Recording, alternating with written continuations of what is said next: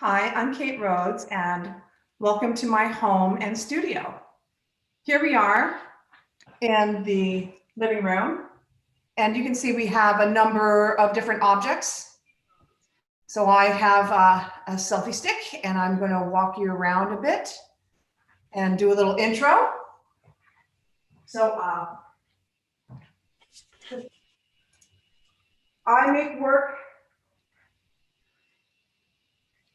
that's based on Italian techniques, but is also connected to my weaving or knot tying heritage of growing up on a boat in the Bahamas and Virgin Islands. And I've got work from all different years here. Some of it is blown, and then some of it is maybe a piece of the larger sculpture that we just have a little example here of. And so I just want to give you a little intro to me. I grew up in the Bahamas and Virgin Islands, but I ended up going to art school at Rhode Island School of Design. And there I kind of ran into glass. And David, if you don't mind, let's run that first little video.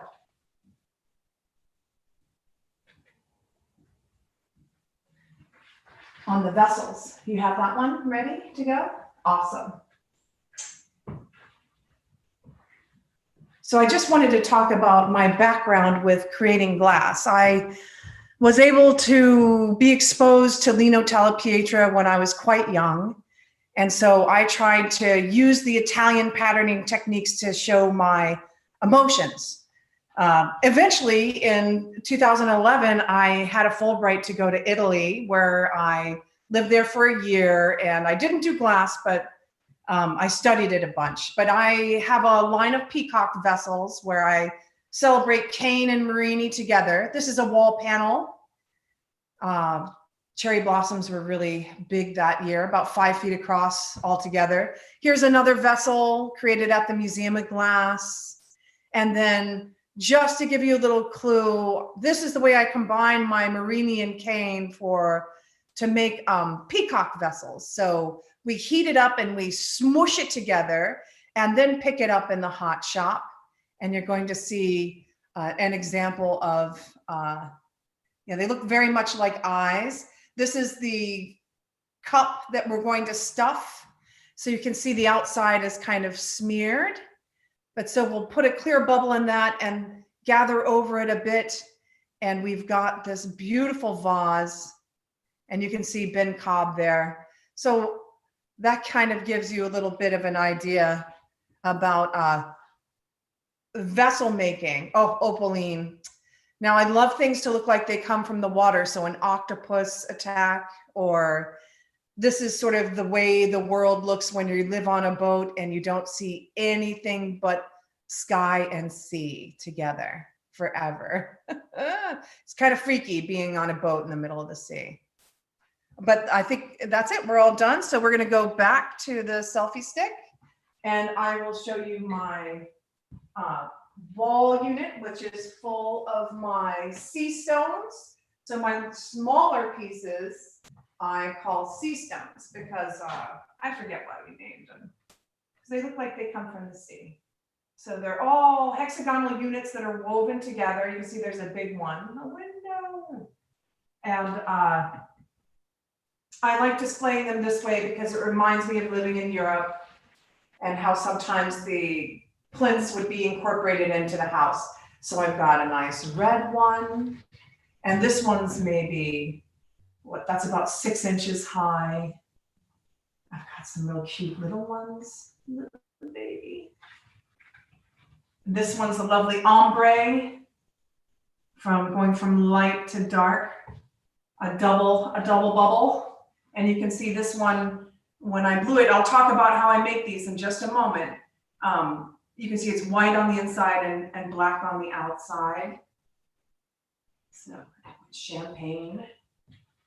And when you can pick them up and look through them, they become very dynamic and fascinating. All right, so I'll give you a tour of the rest of the room. Here we have an experiment I did a number of years ago in Toledo, at the Toledo Museum of Art there. These are tubes that we just tuck together in the back, so they're not cut into smaller pieces. And then I'm going to give you a tour of the mantelpiece where we have a little guy that's got the white exterior, blue and green interior. This is the piece I'm working on. It's all woven together, and it's sort of marine that I made into scales. So it looks sort of like mokame, cup stuffs and swirling. This piece is called Water Bear because it sort of looks like a tardigrade. But it's made from making these volcanoes and sort of stitching them together. I'll show you an example of that later in the studio. And then we've got down here this piece called Hydra. And above it, oh, little turquoise interlude here. Coming up to the piece Sinestra. This is sort of a smaller piece when it comes to the woven seaweed, fantasy seaweed pieces, but I'm going to take you on a little journey here because I just love the contrast of this spine against the hollow marine. The same thing, they're the same thing, they're just, you see the edge here, and here you see more of the openings. But this one has a lot of convolutions to it. It's difficult to show all the back and forth that happens. And you can get to see the lovely shadows that can happen as well. All right, so here we're going to swing out. You're going to get a bit of view out of my window here in West Seattle. It's a bit of a gray day, or else it would be just smashing, and you can see my centimeter of water. Here's a piece called Verdant. I just got it back from Europe. It was in Belgium for a while. You can see it's got some blues.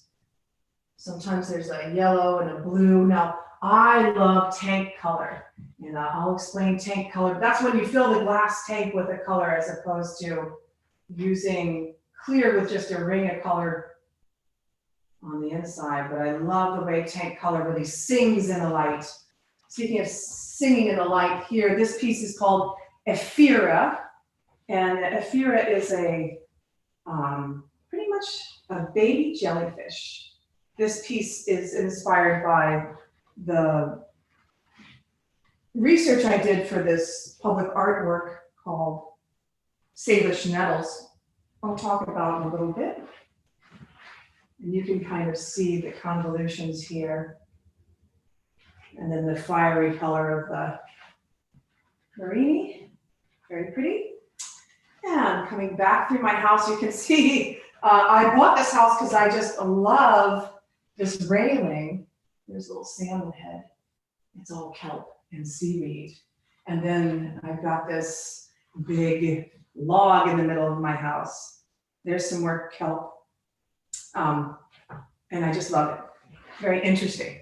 Oh, there's one more piece we didn't see over there. I'm going to take you for a visit. This piece is called Major Tom. And it's all clear glass, very regimented, even sizes in the front, and then kind of a different pattern on the back. And then I will just point out again the difference of making a piece that's closed like this. It's very strong, but making a piece that isn't closed, there's more flexibility. So you have to be careful. And I'll talk a little bit more about this technique, which is kind of filling in between the lines. And it's a little bit different than creating something in the round in a little bit. But right now we're going to show you the second video, David, please, on the hollow Marini process.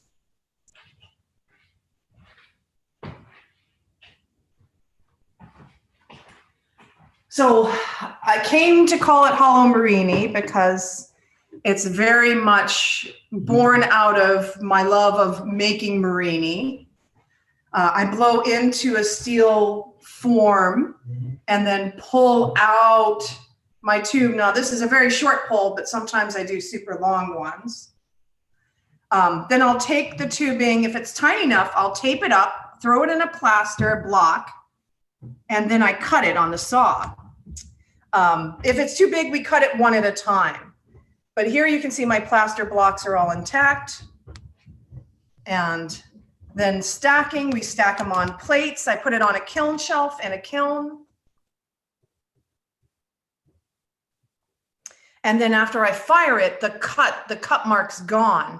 And it's very beautiful. Also, it tapers it, so it becomes more of a hexagonal building unit. I'm a builder. I love building my cane and Marini patterns. They really make me happy, and that it's really fabulous.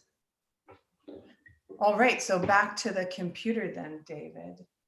And I will welcome you guys into my office. So here you can see I have a couple of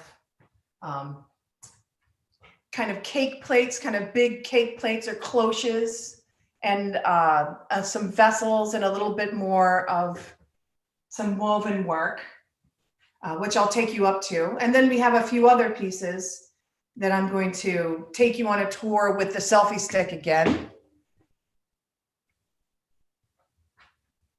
So why don't we go back to the phone again, David? Thank you. So we'll start with this wall. I've got my little skylight, and then underneath it is my sunset. This piece is called Sunset. You'll get a better picture of this later on, but I wanted to show you it because it's sort of the colors of a typical sunset in the Puget Sound area in the summertime, where we get deep blues transitioning down to lovely pinks. So it's great. It's like, and then the clouds in the sky. So then what I'm going to do is I'm going to show you, it's a bas relief. So the clouds are sort of dimensional and the background's a little flatter. I was in New York probably for SOFA, New York. And so I went to go see a George Seurat show, and I was thinking a lot about pointillism. So you can see sort of, if I start up top here where the light is, and then slowly coming down, like figuring out how to make that transition. We had to blow all these different colors and then keep them separated and only use them as they needed, and then trying to get that wonderful transition to the peachy color that we get here in the Northwest. Summertime sunsets. Driving down Yesler, that's what you saw between the buildings. And then here's just a fun, now I just love Italian patterning, so I just like to have fun and break out. This piece is called Globe Cloche, and it has in there two little bunnies. That's like a Dominic Labino bunny that was my grandmother's. And then I've got just a little tiny, I don't know if you can see that quartz bunny. Hi, quartz bunny. On a little bit of moss in there. Then I'll take you on a trip over here to visit these cloches. Oops, I forgot to take that off the table, but you can see I've got two little nests in it. They're super cute. But here you can see the cut glass cake plate, and then bluey cloche. Now there's a bit of ocular, like optical illusion, sort of the glass pooches up a little bit. Oh my goodness, this is one of my favorite pieces. So this cloche is called Begonia cloche. I had the top made. Now there's the same Marini that's in the side of this, just floating in the clear knob at the top. But this is called Oaky Marini or I Marini because it's surrounded by color and then it's clear in the center. And this is the inspiration for my hollow Marini because it too has holes in the center and color on the rim. This piece is called Turbinaria, and it is pretty much a direct representation of this type of coral from Indonesia. Now, my hollow Marini, the hexagonal tube is what coral uses as its building block, calcium carbonate building block. So I often think of it as synonymous with a coral structure. This piece is called Aura.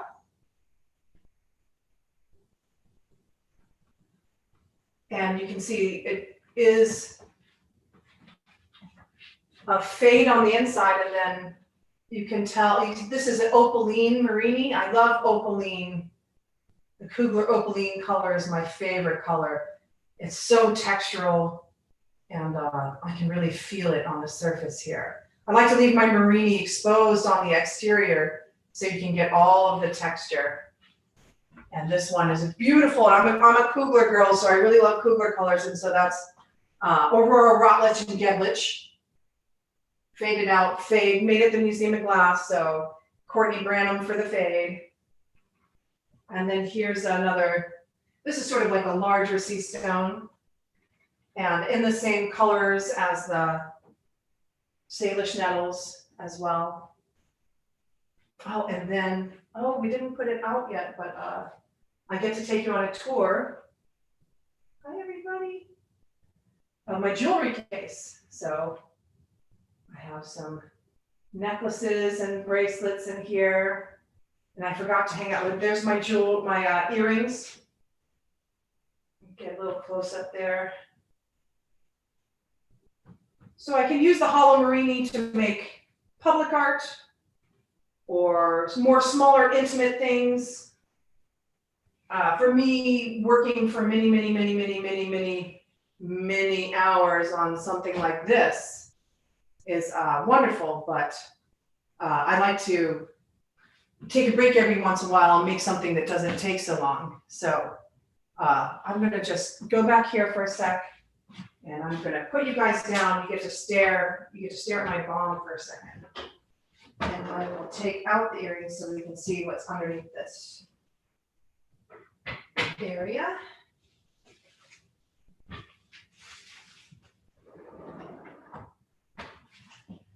My apologies for washing your hands. I'll just put that on the floor. All right. So this piece is from a show that I had to epitomize 1941. So it's called Until We Meet Again. And of course, its inspiration is Slim Pickens writing a bomb down from Dr. Strangelove. Torque necklace. Oh, that color is really beautiful from Hawaii. This emerald green that my friend Hillary Heckard melted. And then some nice, there's some more bracelets, black and white. Single ones that I turn into rings. You can see with the individual unit, when I put it on the kiln, it's got that cold side that wasn't melted, and then the other side, which was melted pretty good. And with my jewelry, I always flip it and melt both sides to try to get it nice and even. All right, well, I think we're ready for that last video, David.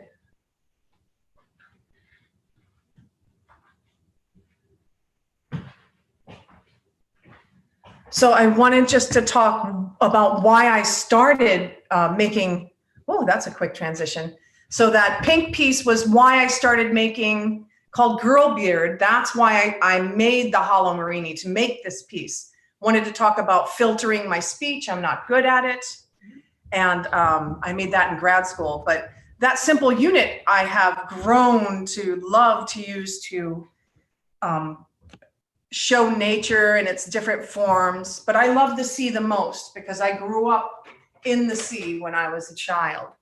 So coming out here to the Pacific Northwest, which is not the East Coast and it's not the Bahamas, I was really struck by the local kelp. And bull kelp in specific blew my mind from diving in this area. But I also really, really enjoyed the other forms of kelp as well. And I tried to describe that sort of movement, the languidness of bull kelp. No, this is the piece, you saw a piece of it on my mantle, and it's called bull kelp. And it was installed in the Bainbridge Museum of Art. And I was so lucky to have it 2 stories high. And then some other fantasy seaweeds that I've made for cruise ships and for myself. And I just love the way that the conical structures of the hollow morini, when combined, can undulate and form really, really amazing wavy things. And gosh, I love it so much. Oh, coming down an incline. And then here's the Salish nettles from the Point Defiance Zoo and Aquarium. So I was very, very lucky to be able to work with Massachusetts College of Art, Mass Art students, and also with Hilltop artists who are local Tacoma grade school, high school students. Here we are working at the Museum of Glass with the Museum of Glass team to make hollow morini, and then as well this new form that I had to figure out called rigatoni. Now rigatoni is made specifically to go over the jellyfish tentacles, so it had to be a little bit bigger than 1/2 inch. And so the team really pounded it out in one day and made me so many tubes. So I want the light to catch on these peaks that are made by blowing into an aluminum mold. And here you can see Ben is going to chill them out on the Marver before they're pulled so they don't go away. We don't want them to melt away. So we always put a little knob on the end. So we dip it in the water and it can be kept cold to pull it down. And so Gabe here, he's going for a pull that's about a little bigger than 1/2 inch in diameter inside over the whole length. So it's not tapered like my pull. I like a taper. I like to have all different sizes when we cut them up. But this, we're going for a pretty much uniform size. And he does a fantastic job pulling out that glass. And they made it in so many beautiful colors. Here he is torching that big spot. Excellent. So then Kristen Elliott from down there, she cut up all my tubes into little ringlets. And then I fired those. And our method of construction to make sure that they wouldn't slide around and get damaged bumping into each other was to put a little copper wire underneath and on top. So it's like an under over situation. So it's not too hard to do. So I invited my community for my 50th birthday to come over to my place and get a taste on how to make the artwork. So I have Lisa Ligren and Patricia Davidson showing people how to weave. There's my friend Lucia. I volunteer at the Seattle Aquarium with her. Then there's then my cousins there. Also my friend Donna McCord and her friends from San Francisco stopped by. I believe Kathleen Moles is in that picture too. And everybody had a really nice time just making some art for my birthday. And then here's the last shot. So I like that these are made by the community, especially the Hilltop artists, because they have a legacy in Tacoma. Growing up in Tacoma, having their children in Tacoma, they can visit this piece at their local aquarium and say, I helped to make that. And so they have a connection to the ocean and to ocean ecology, which is important to me. All right, I'm ready to, am I back on the computer? Yeah, here I am. Okay, so this is my studio. It's a work in progress. Bought the house 9 months ago, so we're still doing a lot of work to it. But here I'm going to give you a demonstration in a minute. But before I do, I'm just going to, can I use the Can I use the selfie? I mean, my phone again, please, David? Excellent. So I'm just going to show you around my studio. Here's my kilns. That one's made by Jason Johnson, and Dave Walters got me that one. And then I'll take you around a little bit more. But things are going to change. I'm getting new garage doors. We've got some storage over there. And let's get some more light in here. There we go. And then I've got a sink over here, and an area to clean stuff in, because I do a lot of washing with my kiln. So here's my kiln shelves. I really like the kind of kiln that has heat that comes from above. So these are quartz tubes with a wire in it with my, and then here's some more. Oops. Can't really see that. Sorry about that. My controller. And then over here, I've got sort of, this is my area. We're trying to create a nice way for people to see the Hollow Marini colors, because I store them in plastic bags usually. So there's some different types of pieces. And I love it because they're a history to me. Like, this is neodymium that I made in 2008 at Wheaton Village in New Jersey. Oh, I think maybe some of these are made in Hawaii and also up at Whidbey Island.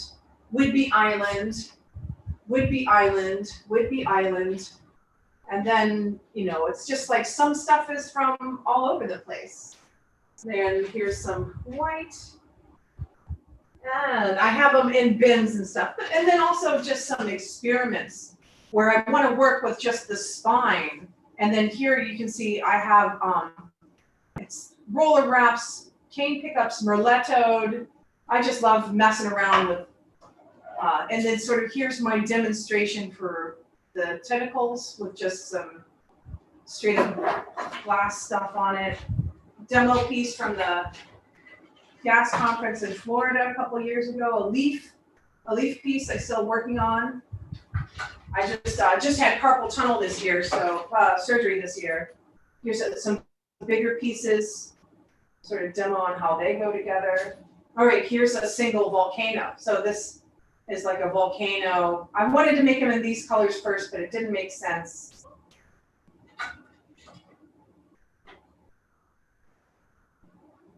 This is a color sample for some clients. What else do I have to show you? Not much. Here we've got some sea stones waiting to get finished. I can't find my tags right now, and that's how I finish my pieces. I always put a tag on them so I know what year they're from. But some really beautiful subtle colors. Kind of like them in the basket. And we can switch to the iPad now, David. I'm going to show you guys how I do some weaving. And at this point, I mean, if anybody's out there and they have any questions, this is probably a good time to ask them. David, who's monitoring, said he would read any questions you guys typed in for me. And if not, I'm just gonna do some weaving for a while. I'm not sure how our time is. Oh, look at that. I'm all done, and it was just half an hour. So you guys can settle in.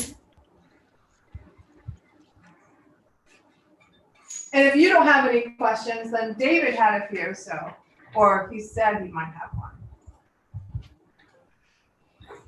So when I do my weaving, I'm going to try to do it so you can see it, which means it's sort of backwards for me. But what I try to do with my weaving is that I use one, let's see here.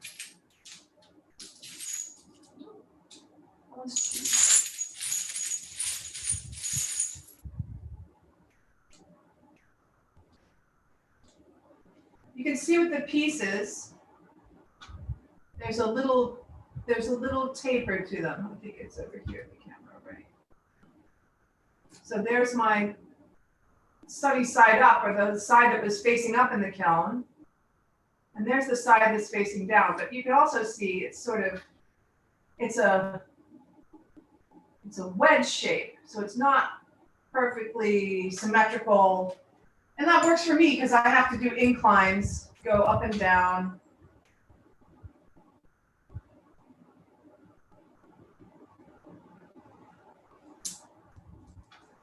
And I'm also dyslexic, so that it can only go in up or down is helpful to me. I usually make a lot of mistakes, but.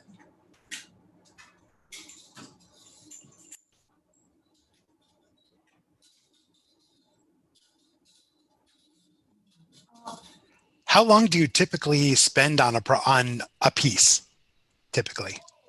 Well, it just depends. I mean, I have a book. This is my new book. But when I'm working on a piece, I'm always going to clock my hours so I know exactly how much time it takes to make the piece. And then I've got a formula: time, wires, weight, and then photographs and packing and shipping if there needs to be a crate, metal work. So I have like a rubric for how I make my work.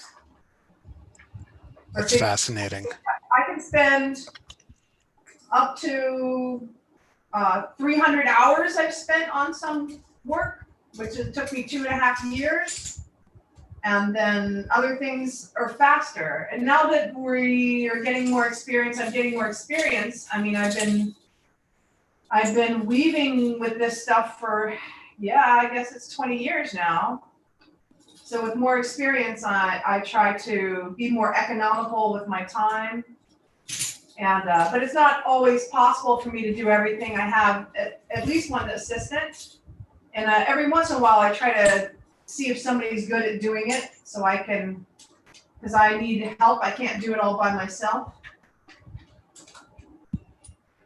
But I mean, I try, but my hands aren't that strong. Oh, I like that one. As far as the colors and the sizes that you choose, is it really just as fluid as you seem to be, just something you pick up? It all depends. If there's a plan, like if I'm going to make a gradient go from black to white, then I have to have everything in between, and I have to be able to put them all in the right place and everything. So it can be fluid, or it can be more calculated. It just depends on how tricky I want to make it, how hard I want to make it on myself. Is the other thing, sometimes smarter and not harder. It takes like, a decade for me to learn stuff though, sometimes. Sign of an artist. Well, I try to work on a few different things so I don't have to just focus on one thing all the time, because I rebel a little bit against that. So it's nice to have to blow a little bit here and there, or get a commission and then I have something new to work on, and figure out how to solve a problem. I like solving problems. It's fun. And glass, there's so many problems, so it's get an opportunity, get plenty of opportunities to solve them. Do many clients ask you for very specific work? I've had all different kinds. And I have to say that, unfortunately, like if it's something I don't really want to work on, I tend to not put as much energy into it. But if I choose to take a commission, I need to make sure it's on something that I can handle working on. So I make sure I don't take a job unless I know I can commit myself to it. So that's why having the sea stones or making some smaller things, it's kind of handy, because I don't have to think too hard about it. And other pieces I think about for years, like that bulk help piece I wanted to make for so long, but it just wasn't possible because I didn't really know how it was supposed to be. And then when I had an opportunity to fill a 2-story space, that opportunity was just so welcome, so that I could bring that to life. And it was a big push to do that work, but it's so rewarding. That's fabulous. To work also with Gregory Robinson, who's the director there at the Bainbridge Island Museum of Art. So his vision was to take my idea and then build upon it. And so he had a local stone place, give stones to the project. We had them drilled out so that we could place my artwork in the stones, and it was just really fantastic. Oh, okay, now this is getting a little complicated. I'm hoping you guys can see this. I think you can see it okay. Yeah, it's looking great. Kate, we have another question from an anonymous folk out there. It says, I've never seen anyone use this technique. Did you invent it? I think linking together objects like this is not original. I stole it from a school buddy of mine from RISD, but she moved on to other stuff. But she used it once for a piece in the show Skins and Shelters, I think it was, at the at Corning Museum of Glass. So Harumi Yukitake, thank you very much for igniting my imagination and setting me on fire, because I've not been able to get past this system. I used to do circles, but circles don't fit together. They don't lock together. So I started using hexes, and the hexes lock together a lot better. But someone sewing circles together, who invented that? Good luck. Yeah. Chainmail is not made precisely the same way. I have you can say I've pioneered it, I guess. I will say that. Friends and students that have kind of taken up this type of work as well, but I don't think they do it exactly like I do. I think I'm so exacting and I'm so particular that it makes it difficult for anybody to want to spend their time trying to do this, because it takes so much time and yeah, so labor intensive. Yeah, it's very labor intensive. I'm just not good at being easy to myself, but I find it so rewarding because I have PTSD, and when things get overwhelming, it's like I try to break them down into smaller pieces so I can handle them. And this is sort of epitomizes that to me. Yeah, what a metaphor. Yeah. And also my sculpture heroes are people like Louise Bourgeois and Eva Hess. And Eva Hess's work is so much made about repetition in motion, and that when you see a piece that has a lot of repetition in it, you look at it and you say, oh my goodness, you imagine yourself doing the repetition. And it's an interesting way for people. It's an interesting experience because when you look at it, you experience making it. And that kind of draws you in to the piece, I think. I just love the fluidity and how the blue looks like all the different types of water, and captivating. And these pieces are interesting, very new to me. This working within an armature, filling that armature up. This armature is made by Lisa Gerdston, and it's made out of bronze. She was the lead technician at Pratt Fine Arts Center for many years. She's now over in Illinois, getting her grad degree at is that Champaign? I'm not sure. I think that's Champaign, yeah, because that's the only place you can get a blacksmithing MFA, which is pretty cool. Amazing. Any more questions? Yeah. So how much of your client base is individuals versus large installations and public pieces? That is few and far between, my friend. I'm hoping to grow that, but the cost of my work makes it a little prohibitive for corporations to get a super good price. But I would say that I've had like a 5% of the large work, or 5% of the large work is the responsibility of being commissioned or opportunities to do larger work. I like large work. It's just hard to sell it, you know. I'm not really there yet with that. So I'm open, corporations. Anybody needs some beautiful glass, contact me. But There's yeah, the pitch. that I make is speculative. So I make it because I want to make it, and then I take care of it for sometimes decades, you know. I've got another good question for you. How do you see the future of glass art, and how do we best support artists to keep creating, in your view? Well, I'm turning into an old dog now, you know. So the future of glass art, I like to think of myself as a sculptor rather than as a craftsperson.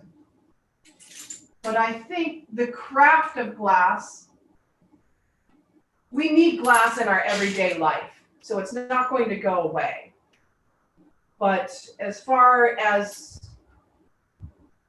making art with glass, it's a rarefied thing. And I think, like the history, I'm hoping that we have a history like ceramics does. So ceramics has such a long, strong history, but if you have to think utilitarian wise, like once you glaze a ceramic and seal that clay in with glass, you know, it becomes a perfect storage vessel for food. And glass is like that too, and for vaccines and medical uses. So glass is never going to go away, but it's just, I mean, you have to, I think part of glass is craft and utilitarian, and part of glass is more, will follow more conceptual or modern sculpture trends. And they are that, they're trends. They go one way, they go another way. It depends on fashion and film and tastemakers. You can't predict what's going to happen with art. It's like a beautiful way to launder your money because people pay so much work for art, so much money for art, and it's hard to say who makes the price. Like, so I don't know what's going to happen to glass. I hope it'll be around.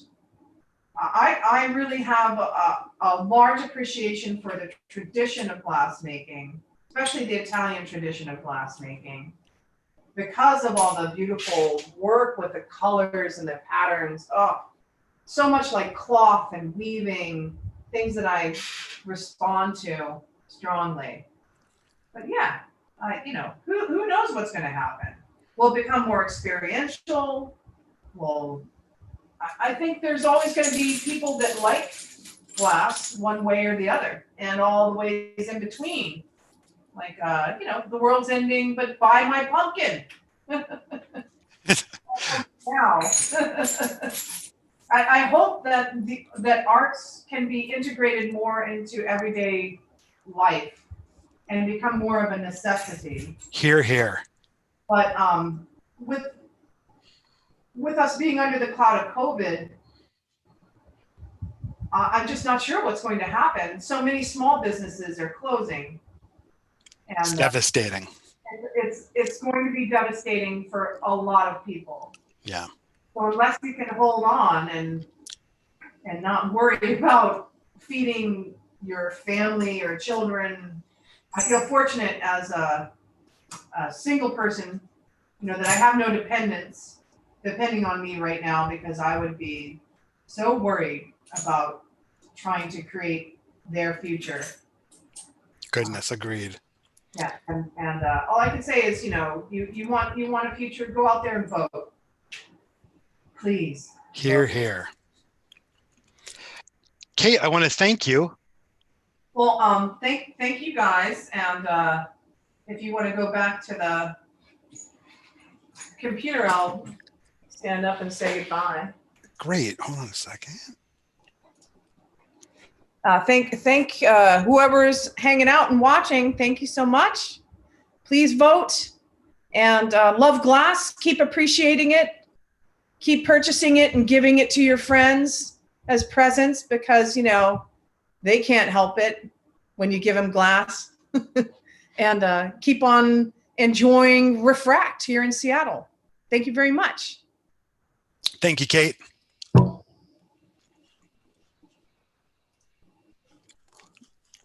Excellent work.